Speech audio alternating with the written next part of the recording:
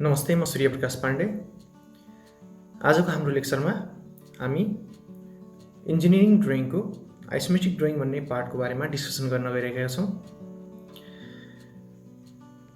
अब यसमा चाहिँ हामीले आइसोमेट्रिक ड्रइङ कसरी ड्र गर्ने, यसको सिम्पल मेथोडोलोजी र यसको रुल्सहरूको बारेमा है फ्यामिलियर हुन्छौँ। जस्तै आइसोमेट्रिक ड्रइङमा हामीलाई एउटा फिगर दिएको छ। यो एउटा अर्थोग्राफिक फिगर छ जसमा हाम्रो टप भ्यू र फ्रन्ट भ्यू दिएको छ। यो एउटा हामीले यो अर्थोग्राफिक ड्रइङ हेर्दाखेरि हामीलाई के थाहा हुन्छ त, यो एउटा क्युबोइडल अब्जेक्ट हो भन्ने कुरा थाहा हुन्छ, जसको लेन्थ 40 छ। फ्रन्ट भ्यूमा हाम्रो लेन्थ र हाइट हेर्न सकिन्छ भनेपछि यसको लेन्थ 40, हाइट 15 र यसको ब्रेड्थ भनेको अर विड्थ भनेको 30 छ। सबै डाइमेन्सनहरू एमएममा छ। अब यस्तो टाइपको क्वेसन गर्नुपर्दा हामीले फर्स्ट काम के गर्छौँ त, आइसोमेट्रिक एक्सिसहरू ड्र गर्छौँ। जस्तै त्यसको लागि हामीले एउटा होरिजेन्टल लाइन क्रिएट गर्छौँ। होरिजेन्टल लाइन क्रिएट गरिसकेपछि त्यसमा हामीले दुईटा रिसिडिङ एक्सिसहरू, एउटा भर्टिकल लाइन क्रिएट गर्छौँ बिचमा, र त्यो भर्टिकल लाइन र होरिजेन्टल लाइन इन्टरसेक्ट भएको ठाउँबाट हामीले दुईटा रिसिडिङ एक्सिसहरू बनाउँछौँ। एउटा रिसिडिङ एक्सिस राइटतिर 30 डिग्रीमा इन्क्लाइन भनेपछि अर्को रिसिडिङ एक्सिस लेफ्टतिर 30 डिग्रीमा इन्क्लाइन। अब यति गरिसकेपछि अब हामीले अब्जेक्ट बनाउनुतिर लागौँ। अब्जेक्ट बनाउँदा हामीले फ्रन्ट भ्यू कपी गर्दा हामीलाई सजिलो हुन्छ, त्यसैले गर्दा सुरुमा फ्रन्ट भ्यू कपी गर्नतिर लागौँ। फ्रन्ट भ्यू कपी गर्दाखेरि हाम्रो जुन लेन्थ दिएको छ, लेन्थ 40 छ।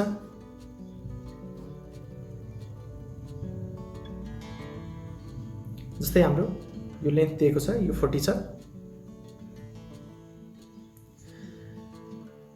त्यस्तै हाम्रो हाइट भनेको 15 छ।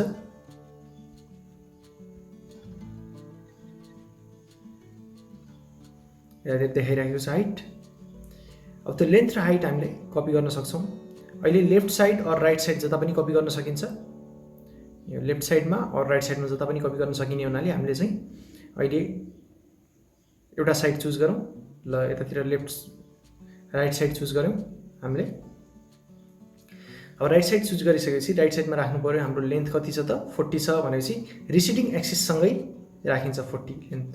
त्यसैले जुन 30 डिग्रीमा गएको रिसिडिङ एक्सिस छ, राइट रिसिडिङ एक्सिस, त्यसमा चाहिँ हामीले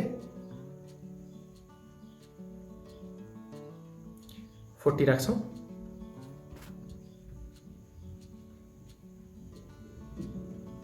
जस्तै 1 2 3 4 हामीले नाम दिएको छौँ भनेपछि 1 भन्ने पोइन्टलाई यहाँ अगाडितिर राखौँ। 1 देखि 2 सम्मको लेन्थ हाम्रो 40 मेजर गर्यौँ हामीले र त्यसलाई डार्क गरिदिँदा हुन्छ। र 1 देखि 4 सम्मको लेन्थ पनि हामीलाई थाहा छ 15 mm, त्यो पनि मेजर गरौँ भर्टिकल एक्सिसमा, किनकि त्यो हाइट हो। अब त्यसपछि हामीले जुन 4 भन्ने पोइन्टबाट, जस्तै 4 3 भन्ने लाइन छ 1 2 लाइनसँग प्यारलल छ, त्यसैले गर्दा हामीले 4 बाट पनि यसरी लाइन एउटा प्यारलल तान्छौँ 1 2 सँग भन्ने गरेर। र 2 3 भन्ने लाइन पनि हाम्रो 1 4 भन्ने लाइनसँग प्यारलल छ, त्यसैले गर्दा 2 बाट पनि हामीले भर्टिकल लाइन एउटा तान्छौँ जुन 1 4 सँग प्यारलल छ। यो दुईटा पोइन्टहरू इन्टरसेक्ट भएको ठाउँलाई हामीले 3 भन्ने पोइन्ट मान्छौँ। 3 भन्ने पोइन्ट हो त्यो। त्यसपछि हामीले बाँकी रहेको लाइनहरूलाई चाहिँ डार्क गरिदिन्छौँ। यति डार्क गरिसकेपछि अब थिकनेसको पालो आयो। थिकनेसको पालोको लागि हामीले के गर्छौँ त, सबै पोइन्टहरू जस्तै 1 4 र 3 भन्ने हामीले यो पोइन्टहरूलाई चाहिँ लेफ्ट रिसिडिङ एक्सिसतिर एक्सटेन्ड गर्छौँ। एक्सटेन्ड गरिसकेपछि लगभग हाम्रो अब्जेक्ट चाहिँ अब 3D भ्यूमा आउन थालिसकेको छ। र जुन हाम्रो ब्रेड थियो त्यो ब्रेडलाई चाहिँ हामीले यो लेफ्ट रिसिडिङ एक्सिसतिर राख्छौँ। यसमा राख्यौँ 30 लेन्थ, त्यसबाट भर्टिकल लाइन गयो र यो 4 बाट पनि हामीले त्यहाँसम्म डार्क गर्यौं। र जुन त्यो इन्टरसेक्सन पोइन्ट छ, जुन यो पोइन्ट देखिरहेछ, यो इन्टरसेक्सनको पोइन्ट, त्यो पोइन्टबाट हामीले के गर्छौँ त नेक्स्ट एउटा लाइन क्रिएट गर्छौँ जुन चाहिँ हाम्रो राइट रिसिडिङ एक्सिससँग प्यारलल हुन्छ। त्यो ड्र गरिसकेपछि हाम्रो 3D अब्जेक्ट चाहिँ कम्प्लिट भइसकेको छ है त। हाम्रो 3D सिम्पल 3D अब्जेक्ट बनाउने तरिकाहरू यही हो।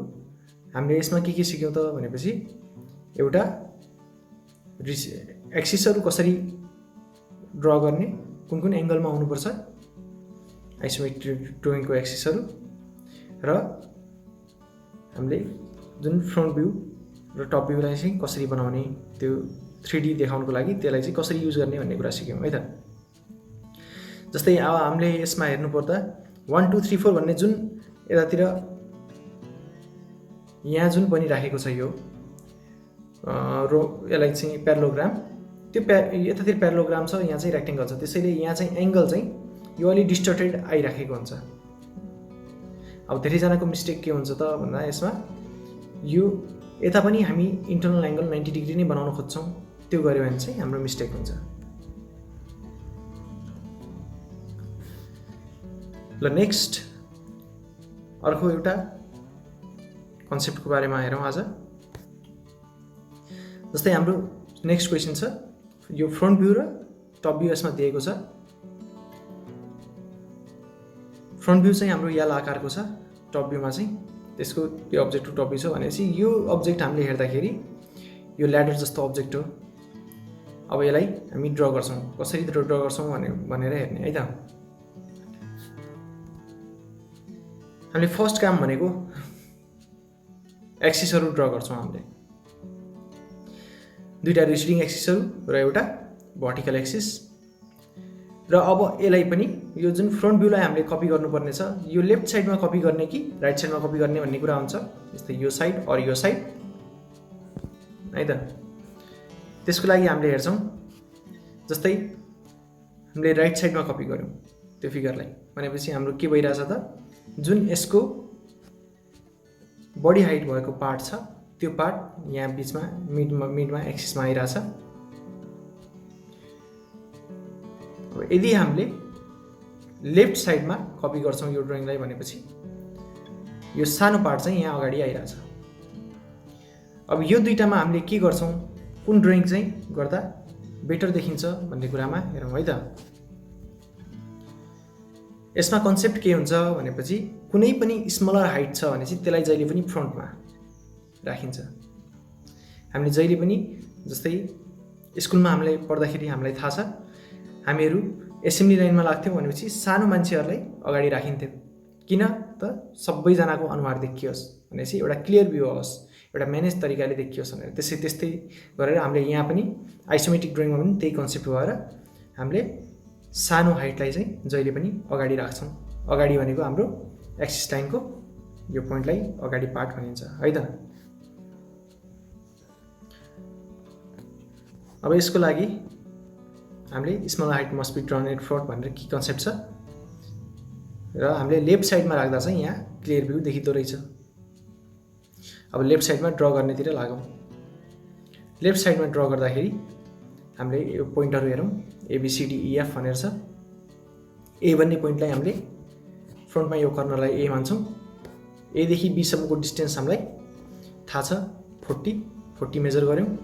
त्यसपछि बीबाट हामीले भर्टिकल लाइन तान्छौँ जुन भर्टिकल एक्सिससँग प्यारलल छ, र एबाट हामीले एफ पनि मेजर गर्छौँ 15 mm हाइट,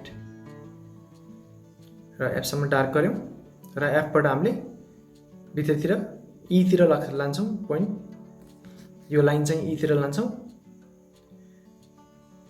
त्यो लगेको लाइन चाहिँ हाम्रो लेफ्ट रिसिडिङ एक्सिससँग चाहिँ प्यारलल हुनुपर्छ, एबी भन्ने लाइनसँग प्यारलल हुनुपर्ने हुन्छ।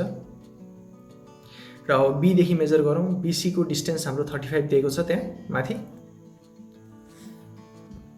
यहाँ 35 दिएको छ, र त्यो 35 हामीले यतातिर मेजर गरेर राख्छौँ।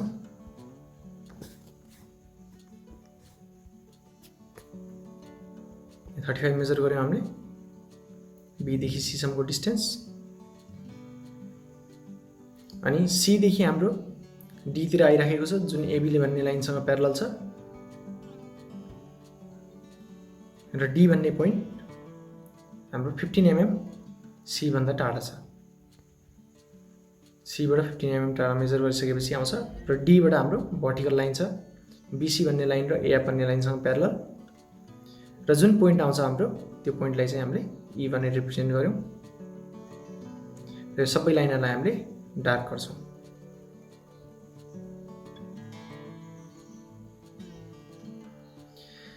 यदि भइसकेपछि एभ्री पोइन्टरलाई हामीले राइट रिसिडिङ एक्सिस तिर लाग्नु पर्यो विड्थ निकाल्नको लागि। सबै विड्थहरु राख्यौं हामीले।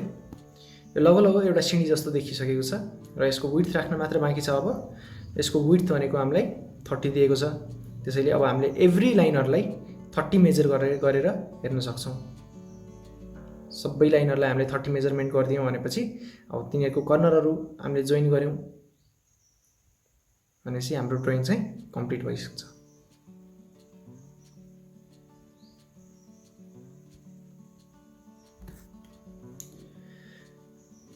हाम्रो लेक्चरमा हामीले के सिक्यौं भन्दा ड्राइङ कसरी गर्ने त आइसोमेट्रिक ड्राइङहरु कसरी गर्ने, एक्सिसहरु कस्तो हुन्छ यसको र हामीहरुले कपी कसरी गर्नुपर्छ अनि की कन्सेप्ट हामीले के सिक्यौं त स्मलर हाइट जहिले पनि हामीले फ्रन्टमा ल्याउनु पर्छ।